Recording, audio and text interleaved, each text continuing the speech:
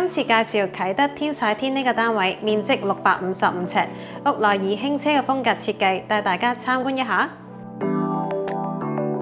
今次客飯廳，我哋將個視覺焦點擺喺鋼琴上面，我哋將鋼琴擺喺梳化隔離，而牆身就利用咗飾面板配襯翻雲石同埋金屬線條，襯托翻高貴優雅嘅氛圍。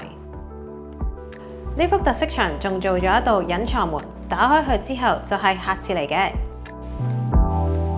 餐邊櫃呢個位置喺側邊打開，方便攞嘢之餘，仲可以喺下邊擺掃地機械人。而喺電視牆，我哋除咗用雲石，亦都用咗條子背板，拉高翻牆身嘅比例，同時塑造翻層次感。書房做咗個 L 型嘅大書台，可以擺到2個大芒，都仲有足夠嘅空間。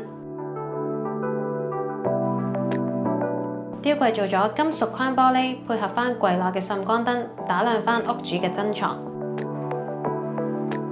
主人房嘅空間非常之寬闊，分開翻衣帽間同埋寢區，房內貫徹優雅高貴嘅氛圍。床頭繪板同樣用咗雲石同埋金屬，並且配合翻弧形嘅滲光，營造氣氛。衣帽間做咗灰玻璃嘅櫃門，轉角位置就做咗開放式嘅掛衣空間，可以擺放一啲着過但又未洗嘅外套。櫃內仲可以拉出一道全新嘅鏡。